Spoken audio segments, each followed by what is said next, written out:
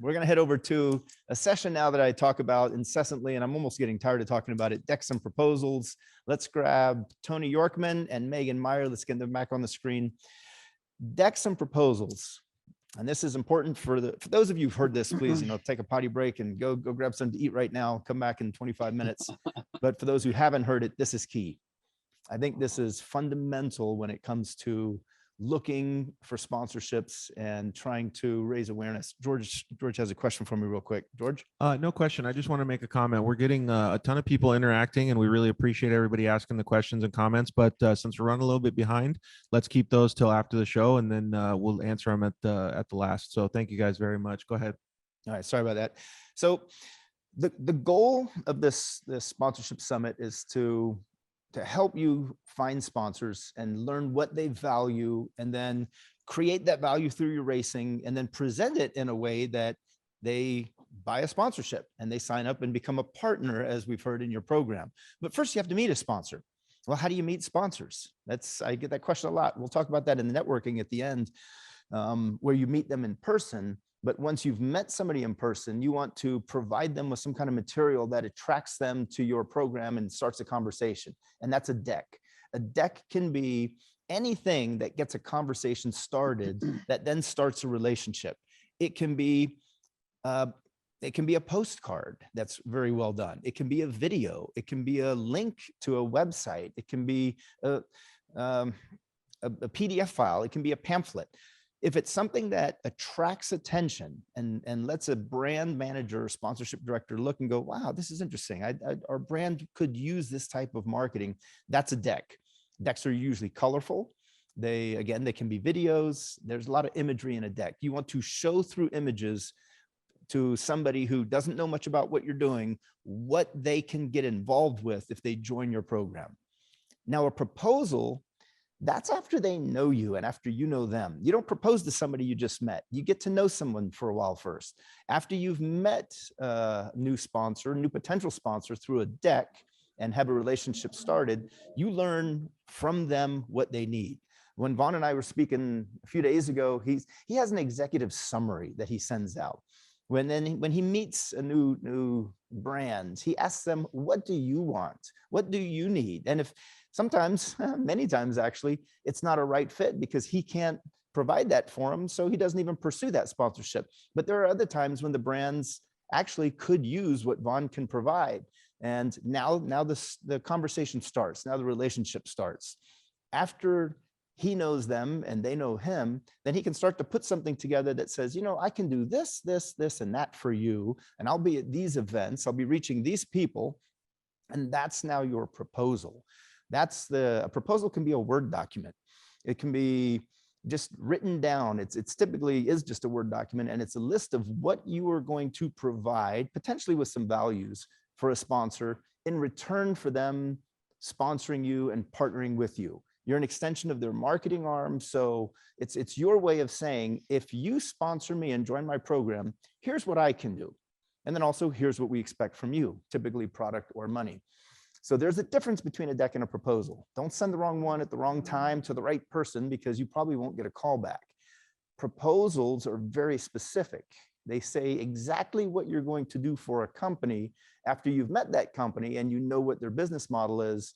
And the proposal is what they're going to hold you to. It'll probably become part of a contract that you're going to have. If it's a big sponsorship, you're going to sign a contract, and that proposal will list what they expect from you. Now, the deck, that's something that you're using to fish. It's eye candy. So decks, you want to try to cater a deck to the type of company that you're soliciting. An energy drink has different needs from, let's say, a tire company. Tire company has different needs from a hand power tool company. So a service provider has totally different needs. So you don't send the same deck to attract the same, all these companies. You want to provide a company with material and sort of eye candy that's going to attract them. With an insurance company, show them decks that demonstrate visually how you're going to collect leads and maybe make the insurance company, feel good because nobody wants to buy insurance. For a retail store, show them through your deck how you're going to drive traffic to their physical locations and maybe their website. for a tire wheel company. Show them how you're going to sell more tires and wheels. You know, how are you going to do that? Then they see that in the deck, they go, I think I want to join this program. Then in the proposal, you write out specifically how you're going to make that happen. So Tony and Megan, let's talk about that for a second. Tony, when you were with K&N, when people sent you marketing material for K&N to sponsor them, how often were you getting good decks, good proposals, good material, and how often did what you received go into the trash? And then what did you look for, and what do you recommend drivers send in order to get your attention, or any marketing director's attention? Yeah, sure. You know, Alex, this is, I think, what's strengthened our relationship. You know, you and I had a common bond probably a dozen years ago about, you know, how infuriating it was that we just couldn't get the right materials and things. And it was a really big challenge of going, I know that half of these proposals, quote unquote, are going to the trash are probably people that can do a great service for me at that time.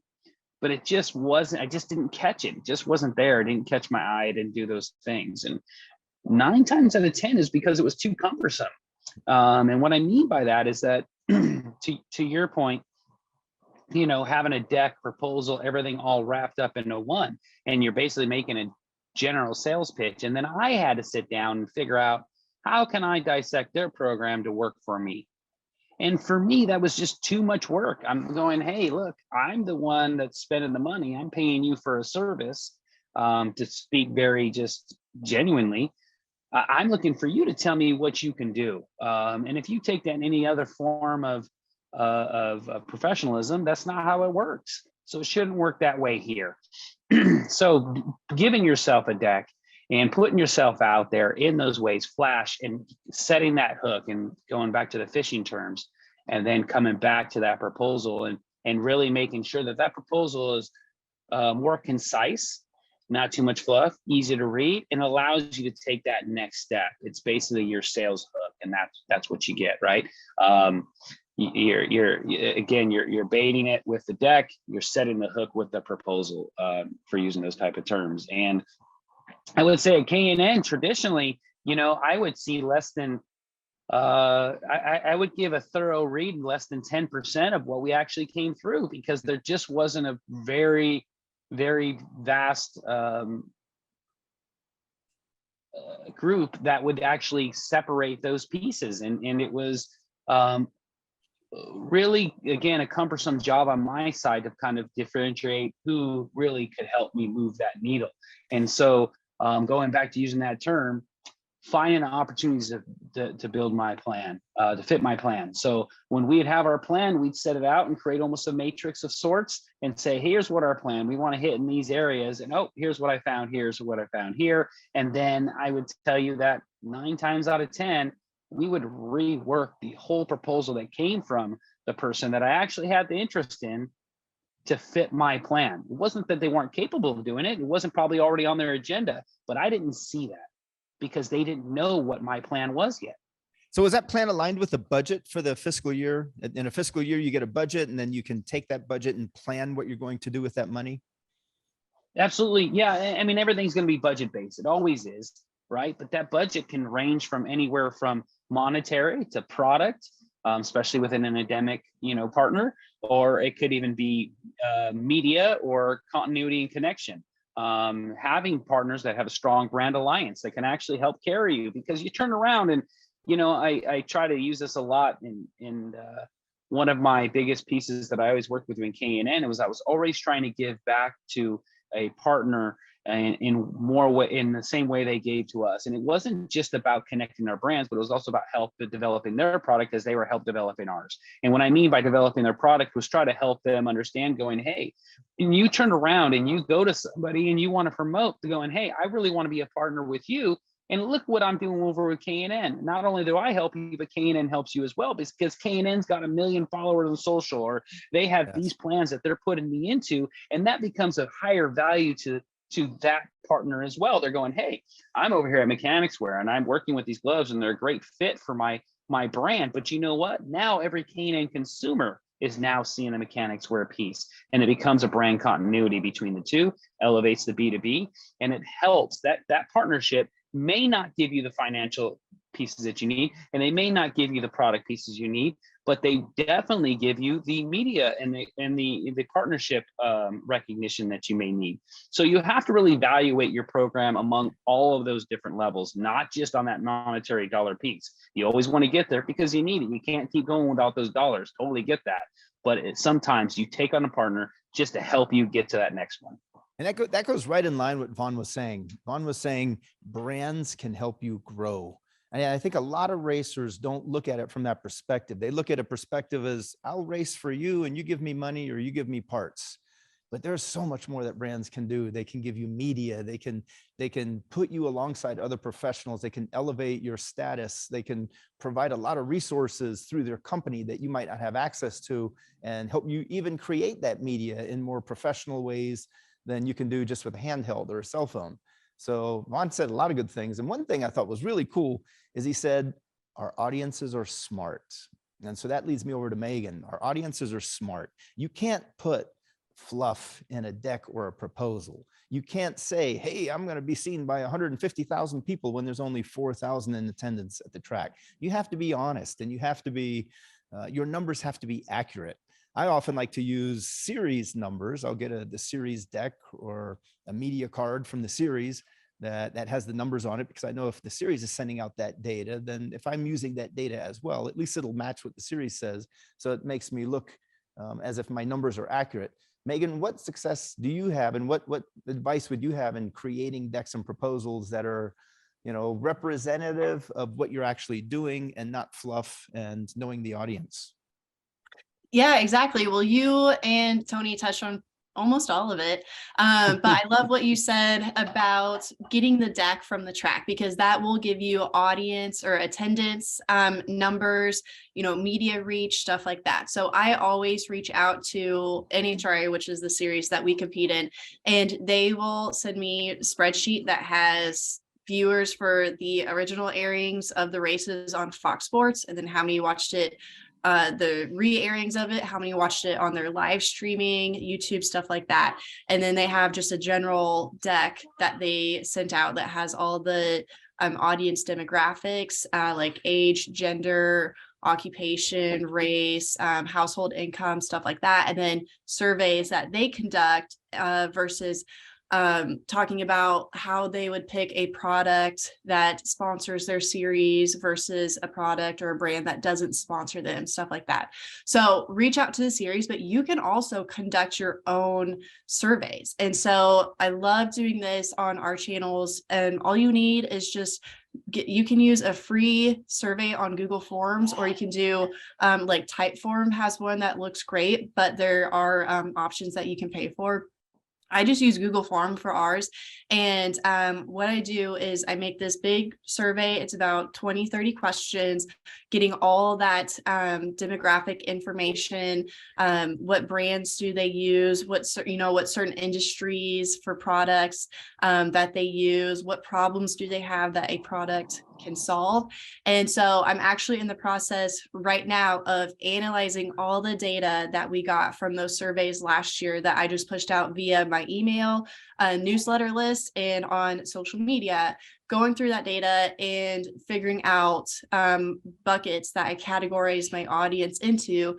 And then let's say one of the buckets is that they're really into lawn care, and one of our sponsors makes carb cleaner, or they make something that applies to lawn care. Well, I'm going to take that data, put it in my deck, and then when I'm talking with that sponsor about renewal, or this could be to a new potential sponsor, I can say, hey, my audience, this is their age, demographics, their lifestyle, and they're really into lawn care, and they struggle with this problem, and I know your product could help them. And so I'm in that process right now of just analyzing all that, putting the report together. I'm going to be sending it out next week for our sponsors. And so that's something that you can do very easily. All you got to do is come up with some questions, and I've been doing this for a couple years. The surveys that I sent out years ago really sucked compared to the type of questions that we're asking now. But I like to get very specific, asking what products, what brands they use, what actual problems they have that we could help solve for them. And so just start out with the basic demographics, just the fact that you are putting something out there, trying to get to know your audience outside of just looking at the social media insights that they give you, which is just location, age, gender, and then like what time they're on social media. You can use that for a deck, but it's not very specific. It's not really telling that potential sponsor who your audience actually is.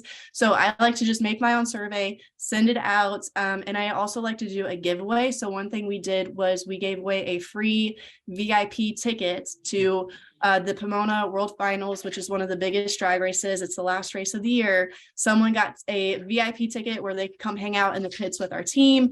They got restricted access, and they could come for the whole race and just be a part of our team, just for being a random person that I picked out from filling out our survey. So that's something that you can do if maybe your series doesn't have that information for you. You can definitely go and get it yourself. And so I do want to share really quickly about the proposal template. So like what Alex said, the deck it's a presentation. It's very flashy, but the proposal is just a Word document, very simple, but it has all the specific details, what you are going to deliver for that company, and then what you are asking for in exchange. So if you go to Alex's website, meetthesponsors.com/templates, that's where you can see there is a sponsorship proposal template that Alex and I have worked together to make. It's $75 for it. And I do have a coupon code. So if you use the word summit, you will get 25% off of that. This is the exact proposal template that I use for all of our sponsorship deals that has helped us get up to 6 figures in monetary sponsorships. And then also on his website, really quick, I just want to touch on that. I mentioned earlier, the social media course I have is called Driven by Social Academy. There you can also access it through Alex's website and use the same coupon code Summit for 25% off that as well. So back to you guys. Cool. Yeah. Thanks, Megan. Go ahead, Tony. Was that Tony? You know, what you both stated on was using your series as support to help you sell what your product is. And you are the series product. Going back to what Matt and Kevin both touched on, was like, they want to see you succeed. They want to see you out there promoting. They want to see you bringing other partners into the category in this space. It's good business for everybody there. So use them. They use a lot of that stuff. NHRA is another great example. They're very forthcoming with a lot of their information and knowing your audience and who you're putting in. When I say know your audience, and I mean who you're trying to sell to. If you're trying to sell your business to a company, know what they're looking for. And if they're looking for metrics, do your best to find those metrics. If you're looking to at a more of a grassroots level, or they want brand inclusion, show them how you can do brand inclusion and validity to their products. Understand, again, it goes back to Alex's age old, which was understanding what you can do to help them conduct business is really what's best. And in different levels, they look for different things. A lot of it has to do with going back to our first topic of ROI, but a lot of it has to do with product validity and how you measure on those different sides. So I think identifying and using the resources around you, like the series support or other services, it takes a little bit of investment. Invest in yourself to invest your business. And that's really what this is. Obviously, it's your passion, it's your hobby, and it's what you want to do, but it also, you're trying to make it a business, then do what it takes. And that means services like Hook It or other companies that can help you measure some of those pieces when there are companies. Know who that is. You know, it goes back to what Don O'Neill was saying earlier, that if you don't know the business of a sponsor or a company you're approaching, and you don't know what their plan might be, if you can find ways to help them sell, all companies want to sell more product. It's all about sales. Focus first on sales if you don't know the company. If you do know the company, then ask them. Like Tony said, we have a plan, we have a budget, and then we have monthly goals and quarterly goals. Find out from someone in the company what those goals are. And I guess one question a lot of people are probably sitting there asking right now is, how do you find out what a company's plan is or what those goals are? Maybe Tony, you can elaborate on that real quick. Sales is easy. We all know all companies are in the business to sell and sell their product and generate revenue. If you can't help a company increase quantity sold, the amount of products that they are selling, you can always help them increase revenue by helping them raise their prices, elevate their brand level. So you can raise revenue by increasing quantities, or you can raise revenue by increasing prices. Sales is easy because if you can sell products at an event or give coupons or provide links on a website that drives traffic, that creates a sale, now you're generating quantities, you're helping them sell more. But let's say you can't help them sell a specific product. If you can elevate their brand level, Red Bull does a pretty good job of this. You know, they only align with champions. Mechanics Wear does a really good job of this. They align with champions. If you can be the premier brand in your category, then you can charge more. And that helps a brand raise revenue by raising prices. So Tony, go over real quick. If I'm a racer and I want to approach a company, but I don't know what their plan is, what's a good way to figure that out? Well, you can look at some of their history and what they've done. You can look at previous years. I mean, obviously the plans change year to year, but the overall fundamentals kind of stay the same. And, when it comes to their business, do a little bit of homework and say, hey, look, they use athletes to promote in this way, whether it be results on the track, and going, hey, can I really live up to that piece, or am I wasting my time? Or is it that they're really looking for more of a partnership inclusion when it comes to content and product endorsement? Again, product, and then what levels of that product endorsement? Is it just the, in product feature, look at this, or is it going more into the validity part where you're saying, Vaughn says, I'm using a K&N filter at King of the Hammers because I need it to get to the end, right? Those are the different ways you can look at. And then there's the age old going, there's a lot of companies that are still looking for that traditional sponsorship where they just want big signage and they just want their branding really large on there. And I know most are getting away from it, but there's still some of those that are out there and saying, hey, what can I offer? And realize, I know there's a couple of questions that went through this earlier, everyone saying, hey, how do I get this? And how do I do that as sponsors? How do I get the service back from a sponsor to actually make it a partnership? And it goes back to understanding what their pieces are, but know that every piece of your program has some kind of value and identifying what that value is. One guy next to the next guy might have a different value when it comes to their logo, but it might be that you have a better value when it comes to your media, or you might be less value when it comes to your networking. So it's really going back and understanding your strong suits, how you can deliver, and pulling out those values overall. And know that just the same when you're trying to increase the value of the brand you're promoting, you're also in the same respect increasing your value. So today you're asking for that, in lack of better terms, a certain dollar for that logo size. And then the next year, if you're doing it right, you're going to be able to ask more dollars for that same logo size. And that's how you're going to progress through that piece. So identifying what they really need, and then attacking with what your core values are. I love that. And I love that because it reminds me of what Brian Deegan told me years back when he won his first Supercross title at, I guess it was Anaheim. It was the West Coast. So it must have been Anaheim.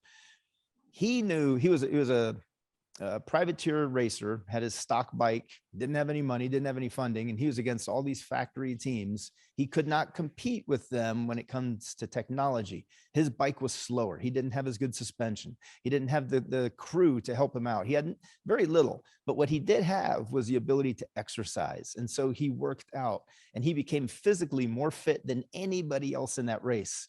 And because motocross is a race of endurance, he just kept riding, and where everybody else started pooping out towards the end of the race, he was still physically strong. So he exercised and he got himself in shape. And that today is actually still what he does. That is one of his advantages over his competitors, more so than just the technology. So find your niche, like Tony's saying. It doesn't have to be, you don't have to do what everybody else is doing and try to do it better. You can find your niche and see if that can help you elevate.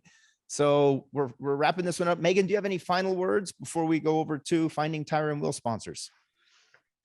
I don't think so. I think we touched on everything, and I love what you just said about Tony to find your unique advantage, and really figure out how you can bring something new to the table. So you have a blog article that I love to share with people, saying that you don't try and steal another team's sponsor. Don't try to just replace them. You're not bringing anything additional to the table for them. So try to find something that makes you different, what you stand out, how you're unique, and how you can bring that to this table instead of just trying to say transfer a logo from this car over to your car. I don't think that it really doesn't bring any advantage. So don't try to do that. Exactly. That's a really good point. Thank you for that.